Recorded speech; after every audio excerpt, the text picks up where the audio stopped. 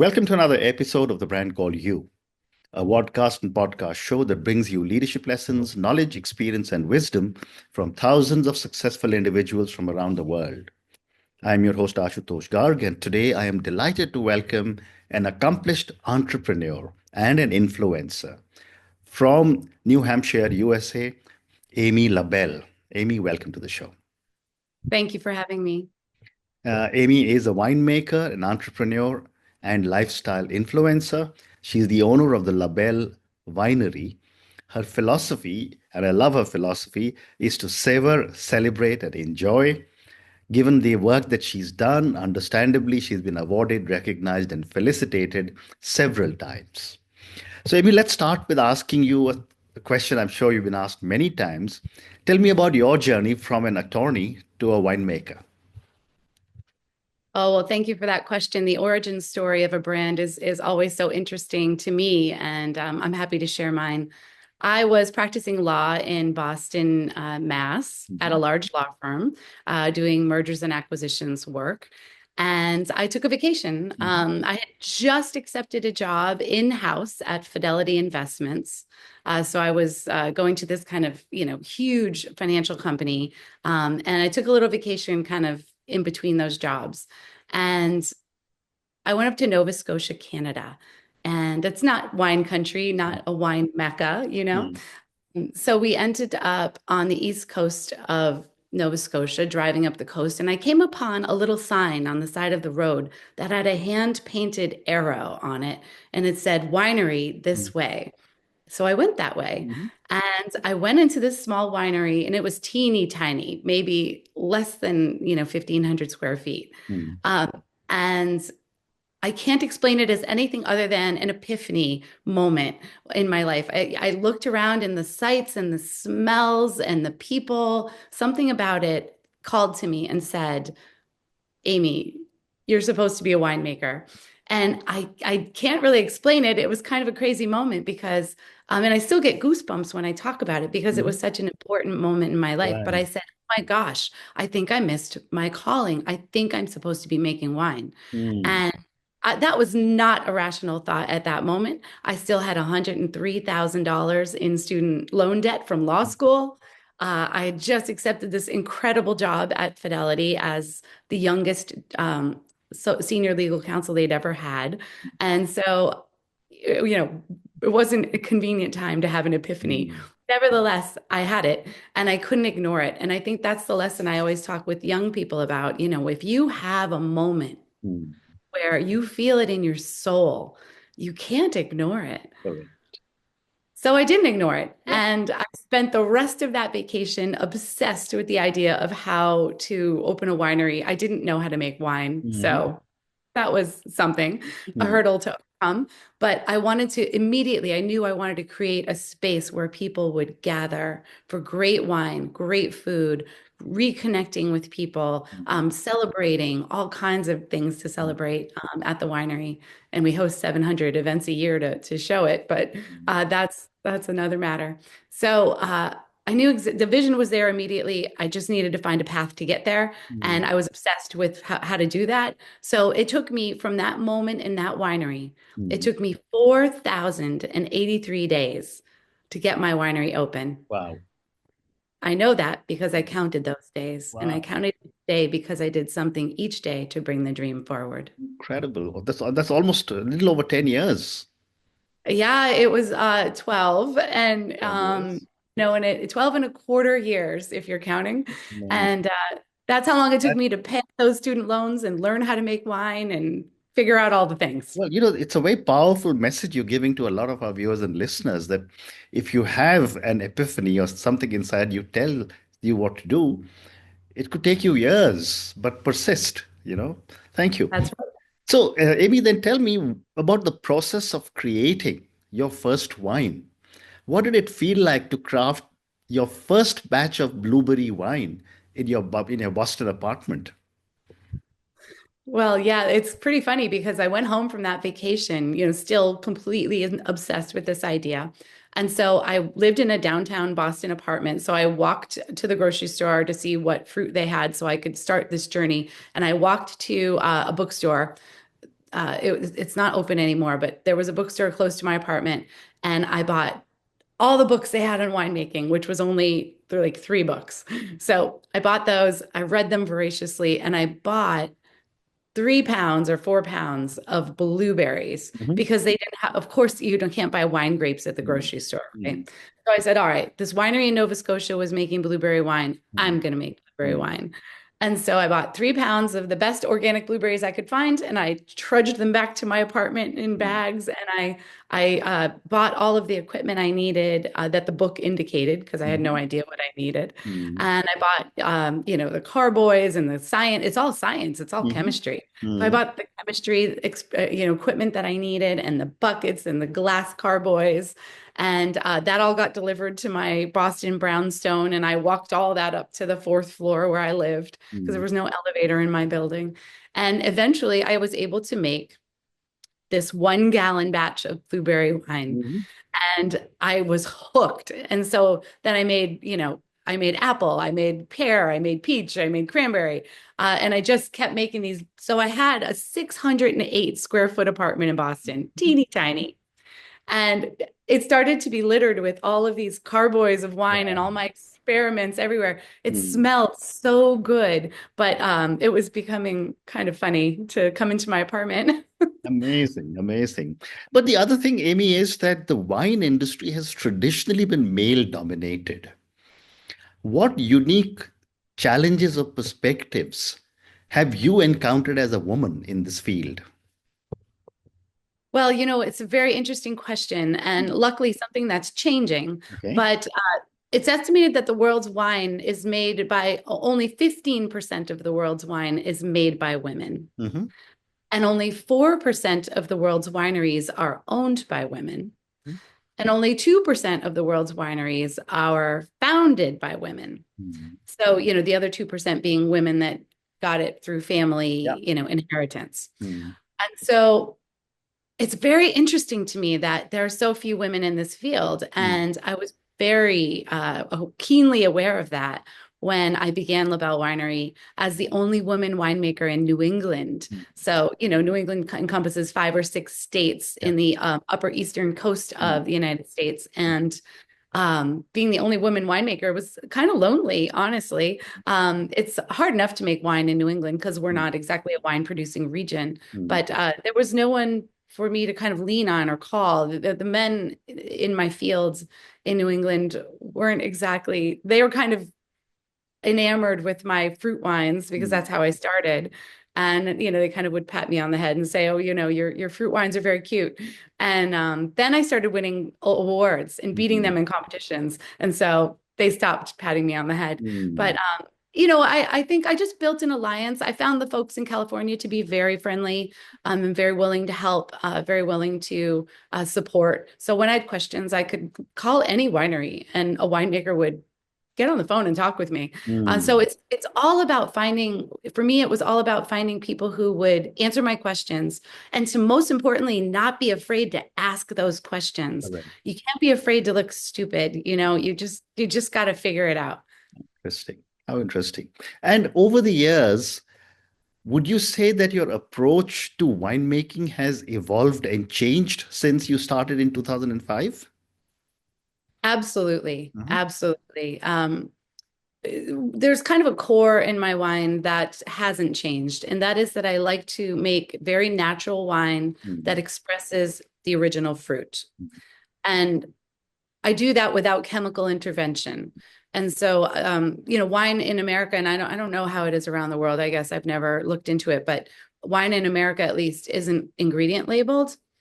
And so you don't know what's in your wine. And there Mm-hmm. are all kinds of things that could be in wine that I actually don't want to drink. Mm-hmm. So my philosophy on wine is that I like it to be as natural and unfussed with as possible, which means we really have to pay attention in the wine cellar Mm-hmm. and do an excellent, excellent job in the wine cellar to push that wine and guide that wine to where it wants to be. Right. So that's my core philosophy, but my techniques have changed. Mm-hmm. So, for example, in 2005, I didn't have enough money to buy really fancy equipment. So a Mm-hmm. lot of my was hand done. And when I would bottle a batch of, 100-gallon batch of wine, and now I'm making, 5,000-gallon batches of wine. Mm-hmm. But when I would bottle 100 gallons, I would be working with a one bottle spout filler, and I would press the Mm, button and it would fill and I'd move it. And I'd press the button and it would mm, fill and I'd move mm. it. Now I have a bottling line Yeah, that, does yeah. 1,500 bottles an Mm, hour. And so certainly the processing has evolved and changed, mm, thank God. mm, And I've also, in the meanwhile, since I started in 2005, I've achieved my wine education at UC Davis in California. mm, So I feel that the chemistry that underlies my wine has gotten better and better and better because mm, I've been able to educate myself and get the help I needed. Very interesting. And LaBelle Winery is now a full destination with restaurants, event spaces, even golf courses. What inspired you to diversify the business beyond wine? Well, originally my vision was to make excellent wine for New England, Mm, but I didn't feel as a business person. So I'm a winemaker, but I'm also I love business and I love mm, to grow businesses. And mm, I kind of knew in my heart that a winery alone couldn't mm, survive in New England. And so I needed to make sure it had all of the ancillary businesses that could support it. mm, But I also had this vision of my community mm, coming together at the winery, mm, to learn, to dine, to enjoy good beverages, wine, mm. to enjoy concerts and music, which we do at the winery, Yeah. to take classes, to do all of the fun things together. And so I really wanted to create an overall experience for my Mm, guests. I want to leave a lasting impact on their mm, life. And mm. so I felt I needed to create all of it. And so we did. We host now in my two locations, we host over 700 events a year, Wow. whether they're private social events like weddings Mhm, or whether they are, celebrations, like a recent party we had. We did mm, a 1920s Gatsby themed, fun party. And mm. it was excellent. And people were dancing and laughing. And I looked around that room and I said, this is what it's about for me. Correct, We're correct. How creating a interesting. memory. It How was interesting. wonderful, wonderful. Amazing, amazing. And you also developed a new brand called Winemaker's Kitchen. Tell me a little bit about this and what role does Winemaker's Kitchen play in the overall LaBelle brand? Yeah, well, so the winemaker's kitchen is, I love to make wine. Hmm. I also love, love, love to cook. Hmm. And so winemaker's kitchen brings those two things together. Okay. And as a mother, a busy mother at that, I am always looking for ways to make excellent food in the kitchen for my family, but shortcuts. Hmm. So the winemaker's kitchen focuses on that a lot. For example, we have a line of spice blends that make it very easy for you to make taco night at home Hmm. without pulling out 18 different spices from your cabinet. I've Hmm. already blended them. They're ready to go. You can just go. I created also the winemaker's kitchen also involves a lot of products that are wine infused because I love to bring wine and food together. Hmm. And to use wine as a main ingredient. And so, for example, all of our jams are wine-based jams. Hmm. So the blueberry red wine jam is pretty heavenly on a piece of toast. Hmm. Uh, the Riesling orange triple citrus marmalade is, Hmm. just spectacular on fish or chicken. So, these products are meant to be helping the home cook elevate their cooking by Hmm. including that wine aspect and an element of convenience. Amazing. And And so I'm hoping to take that brand nationwide, mm, but we're working on that maybe in 25. well, next time I'm in the US, which will be in summer, I'm going to look out for some of your brands. Certainly, I'm going to try your wine. But moving on, your philosophy of savor, celebrate, and enjoy is very, very impactful.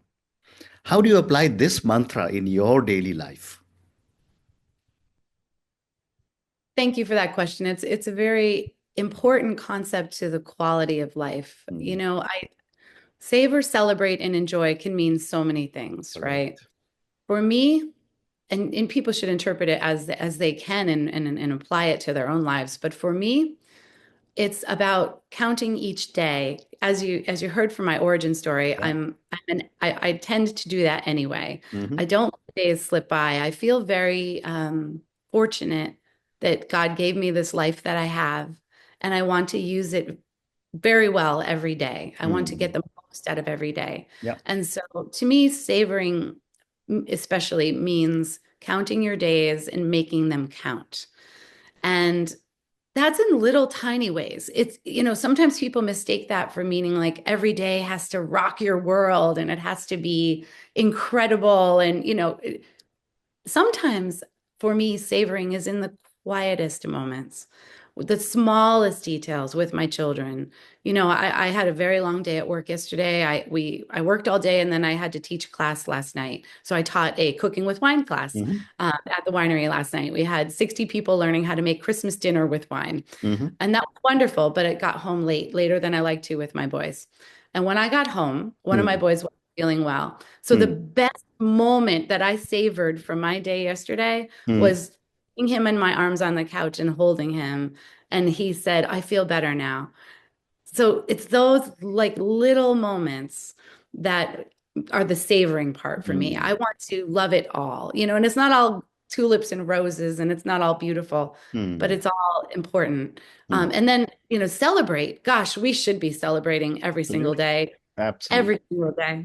Yeah. And so, take out the good china, set your table beautifully, put some candles on the table, celebrate life, celebrate what we've been given. And, everybody gets busy and we get in this, like, oh, I just got to get through to Friday. No, you're missing it.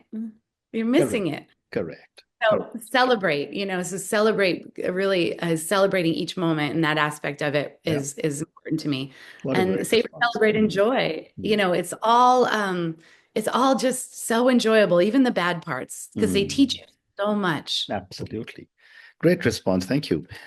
Um, and how do you encourage your customers to embrace this philosophy of savor, celebrate, and enjoy whenever they visit the LaBelle Winery or wineries? So we really empower our staff Mhm. to take care of. I have 250 employees, Mhm. and we try to imbue in them the philosophy of savor, celebrate, enjoy, and that the guest experience is Mhm. everything. Mhm. So somebody has chosen to come to LaBelle and spend their, $200 or whatever it is on dinner and wine and or maybe a class. Um, They've made a choice to choose LaBelle, and now Correct. it's my responsibility to make sure that they are so well cared for and that Mhm. that money was well spent. Mhm. So we have a philosophy that we take care of our team and our employees really, really well. And in turn, we think that they will take care of our guests. Mhm. And so we try to bring that savor, celebrate, enjoy through to our team members, through our culture, our company culture, and then hope that they kind of pass that along to our guests. And if you look at our reviews, you'll see that it works for the most part. Yeah. I don't always catch everybody. Mhm. Of course, we're going to make mistakes, but for the most part, you'll see that people love our staff, and it's Mhm. because we created this culture of Interesting. savoring and, Very, very and interesting. enjoying. Fascinating. Amy, you've also become a lifestyle influencer beyond just winemaking. What's your approach to building a personal brand? Building a personal brand is new to me, so I've been working on that the last few years Mm. and thinking beyond the walls of the winery. So, and that's tricky because for a long time I've been solely focused on making the winery grow and work, Mm. you know. And so, building a personal brand is something that I've been passionate about because I want to share beyond what I've accomplished at the winery. I want to help, especially women, but everybody Mm. live their best life. And if I can share some tips or tricks that work Mhm. for me, Please. um, if I can share on my Instagram, for example, Mm. if I can share a video of how I had a really busy day at work, but I still got an excellent meal on the table Mhm. for my family that was from scratch, healthy, and was going to feed their soul. Mm. I want to share that because I want people to know they can do it. The, Mm. the question I am most often asked is, Amy, how do Mm. you do it all? Mm. And I am telling people that I am not magical. Mhm. I do not have any special powers. Mm. It's just some conscious choices that I make throughout Yeah. my day that help things run smoothly. And I want to Mm. share that with people if they want to hear that message so that they can employ these little techniques in their lives and achieve everything they want to achieve. How interesting. I have time for two more questions for you. What are some habits or practices that help you stay grounded and true to your values? And you are very, very modest and definitely very grounded. Um, my children help me stay grounded, Hmm. certainly. Hmm. And that's always good. They're teenagers, so they're happy to tell me that I'm not that cool. Absolutely. So, Yeah. so Yeah. that keeps me quite grounded. Mm-hmm. But no, I think I have a deep faith, and I think that very much helps me. I know that I was here to serve. I was put here to serve, Hmm. and I tried to serve my community, Yeah. my family, my husband, and my God, and I Mm. try to do those things every single day. Yeah. And so I think that keeps me focused and grounded, certainly. Mm. And then, just trying to keep the mission in mind with respect to the culture at Mhm. LaBelle. I have 250 employees relying on me Yeah. to pay their mortgages, to pay their rent, to buy groceries for their families. Mm. That is an incredibly important opportunity or a responsibility that I shoulder. Mm. And I'd never take that for granted. So I have to remain on mission. I have to make the winery successful so that I can take care of not only my Yeah. family, but all of those families. Mm. And then, of course, all of my community. Mm. We are very prideful about the fact that at LaBelle Winery, we have helped over 2,400 charities since we opened 12 years ago. Wow. We shoot for 200 a year, and we've been able to do that. And that is impactful in my community in Mm. little ways Yeah. and also in bigger ways. Mm. Um, those things are important, and I don't ever want to fail because I don't want to disappoint all those Mm. people. Mm. So we try. We just keep on Absolutely. trucking. Absolutely. And my last question for you, Amy, what is your vision for the future of LaBelle Winery, especially as the wine industry continues to grow around the world? My vision for LaBelle is for it to continue to grow at a natural pace, and allow it to continue to serve the community. We are only in New Hampshire, and we are only distributing wine in New Hampshire at this point. Okay. So my vision is that at some point it would be nice to Mm. partner with somebody that would help me to bring that to a national scope. Mm. So someday I'll get there. Absolutely. And on that note, Amy, I just want to say thank you so much for speaking to me about your own amazing journey. Uh, I met very few people who so early on in life have had this epiphany, and they've just followed their passion and their dream and built such an amazing business. Thank you for talking to me about the story of building your first batch of blueberry wine. Thank you for talking to me about how you have grown the LaBelle Winery brand to a full destination with restaurants, event spaces, and golf courses. And as I was reading about you, I said one of these days I must come to your golf course and play a round of golf there. Thank you I'll also. play with you. Absolutely. Look forward to that. Thank you also for speaking to me about Winemaker's Kitchen. I just love your philosophy, savor, celebrate, and enjoy, and the way you seem to have empowered all your team members, all your staff, to be able to follow this passion, this philosophy, and your dream. Thank you again for speaking to me, and good luck to you. Thank you for the opportunity. Thank you for listening to the Brand Called You videocast and podcast, a platform that brings you knowledge, experience, and wisdom of hundreds of successful individuals from around the world. Do visit our website www.tbcy.in to watch and listen to the stories of many more individuals. You can also follow us on YouTube, Facebook, Instagram, and Twitter. Just search for the brand called You.